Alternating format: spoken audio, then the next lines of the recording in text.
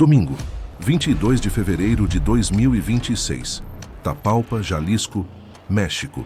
Uma região de pinheiros, cabanas de madeira e névoa fria de montanha. O tipo de lugar onde ninguém espera encontrar o homem mais buscado das Américas. Mas ele estava lá. Nemésio Oseguera Cervantes, o homem conhecido no mundo inteiro como El Mencho, estava dentro de uma cabana, no meio daquela floresta, achando que estava seguro. Ele errou. Pensa comigo. 15 milhões de dólares de recompensa. Mais de 30 anos fugindo. Considerado mais poderoso do que El Chapo nos anos finais. Controlando o tráfico de drogas em 25 estados mexicanos e exportando cocaína para a Europa, o Oriente Médio e a Ásia. E aí, ele foi derrubado por uma visita que nunca deveria ter acontecido. Não foi uma guerra, não foi uma traição de um rival. Foi uma mulher, um colaborador e um abraço que os drones militares registraram em tempo real. Em questão de 48 horas, o exército mexicano cercou aquela floresta. Helicópteros sobrevoaram os pinheiros. Forças especiais avançaram pela mata. E o homem que governou o crime organizado mexicano por 14 anos tentou correr. Mas desta vez não havia para onde ir. O que aconteceu naquela floresta de Tapalpa é uma história de inteligência, tecnologia militar, pressão geopolítica e um erro humano que custou tudo. E esse dossiê vai contar cada detalhe. Antes de continuar, me conta aqui nos comentários. De qual cidade você está assistindo esse vídeo? E se você ainda não se inscreveu no canal, faz isso agora, curte o vídeo e compartilha com alguém que precisa saber dessa história. Para entender o tamanho do que aconteceu em Tapalpa, você precisa entender quem era Nemésio Oseguera Cervantes. El Mencho não nasceu poderoso, nasceu pobre, em Aguililla, Michoacán, no início dos anos 70. Uma cidade pequena, no coração de uma região controlada pelo crime organizado há décadas. Nos anos 90, Nemésio entrou para o crime como membro de uma organização chamada Los Valencia, o chamado Cartel del Milenio. Foi ali que aprendeu o negócio, as rotas, a lógica do poder e a violência necessária para mantê-lo. Mas El Mencho tinha ambição maior do que ser subordinado. Em 2012, ele fundou o Cartel Jalisco Nueva Generación, o CJNTG, e construiu algo diferente de tudo que existia no México até então. Não era apenas um cartel de tráfico, era uma estrutura militar, com drones armados, RPGs, fuzis de grosso calibre e uma disciplina interna que rivalizava com forças paramilitares. Em 2015, o CJNG derrubou um helicóptero militar mexicano com um lançador de foguetes. Era um recado. Ninguém estava fora do alcance. Em 2016, os Estados Unidos incluíram El Mencho na lista dos fugitivos mais procurados do planeta.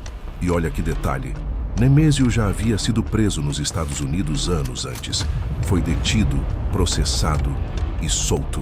Os termos do acordo nunca foram revelados publicamente. Ele voltou para o México e construiu o maior império criminal do continente.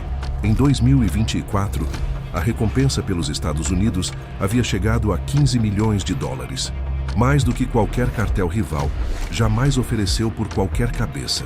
Mas El Mencho continuava solto, continuava se movendo, continuava comandando. Até que, em outubro de 2024, algo mudou nos bastidores do governo mexicano. Uma decisão silenciosa foi tomada e o relógio começou a correr.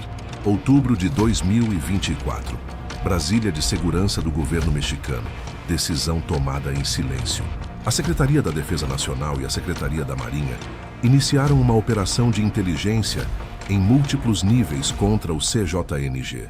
Não era uma operação de confronto, era uma operação de erosão. Primeiro nível, detenções cirúrgicas de operadores financeiros e logísticos, pessoas que movimentavam o dinheiro, que organizavam as rotas, que recrutavam os homens. Em novembro de 2025, uma apreensão de 2,5 toneladas de cocaína nas costas de Michoacán. Prejuízo estimado em 980 milhões de pesos para o CJNG. Pouco depois, um submarino semi-submerso, apreendido com 4 toneladas de cocaína, a mais de 250 milhas náuticas de Manzanillo. Cada golpe não era apenas econômico, era informação. Cada preso falava. Cada documento apreendido revelava um nó novo da rede. Segundo nível, drones equipados com câmeras e geolocalizadores sobrevoando rotas conhecidas do cartel. Monitoramento aéreo e marítimo em coordenação com agências americanas. A DEA, Agência de Combate às Drogas dos Estados Unidos, e o Comando Norte-Americano fornecendo inteligência de satélite. Em 13 de fevereiro de 2026, a célula do CJNG que controlava o sul de Zacatecas e parte de Jalisco foi desarticulada com a prisão de Flávio Alberto Bracamontes, o El Braca. A rede ao redor de El Mencho estava se fechando.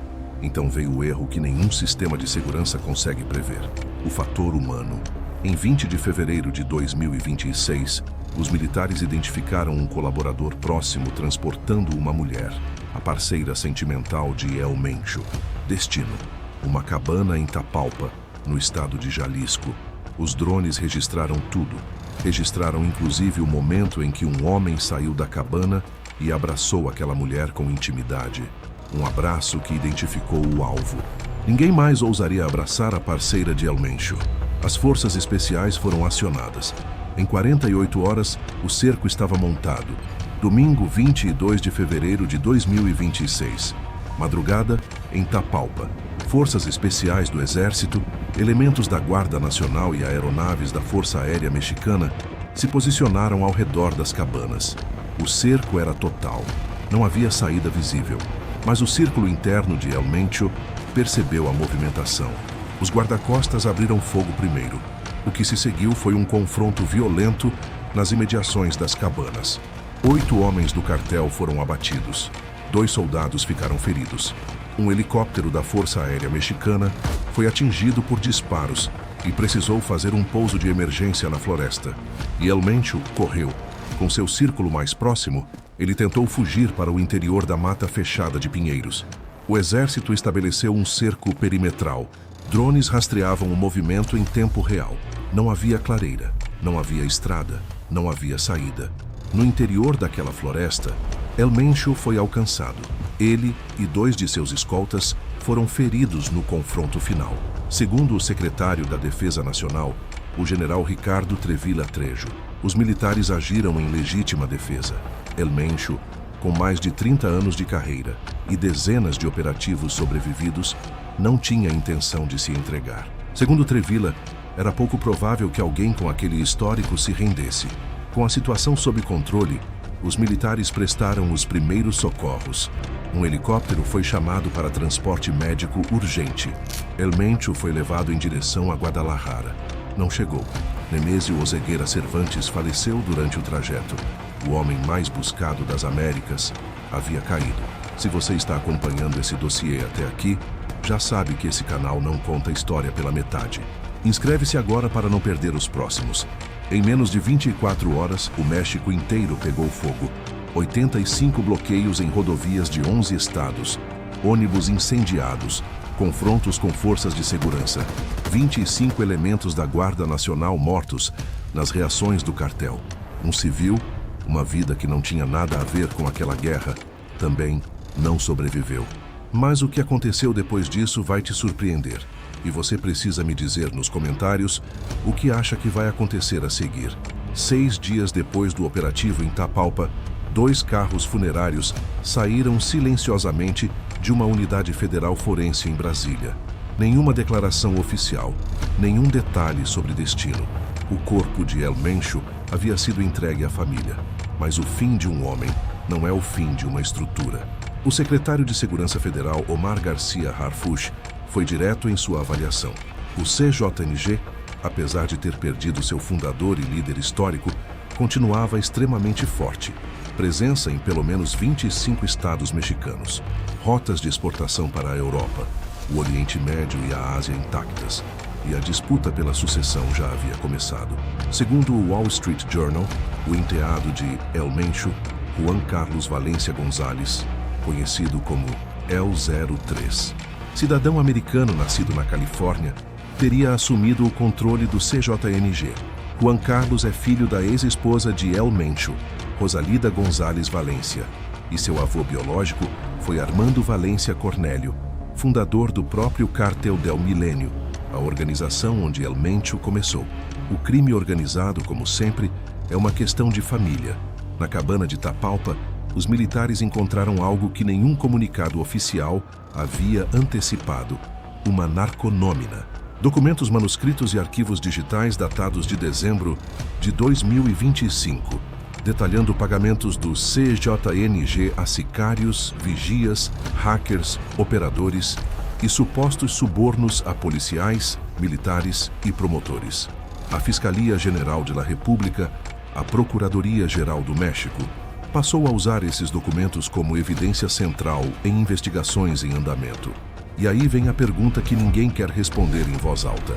El Mencho já havia sido preso nos Estados Unidos. Foi solto.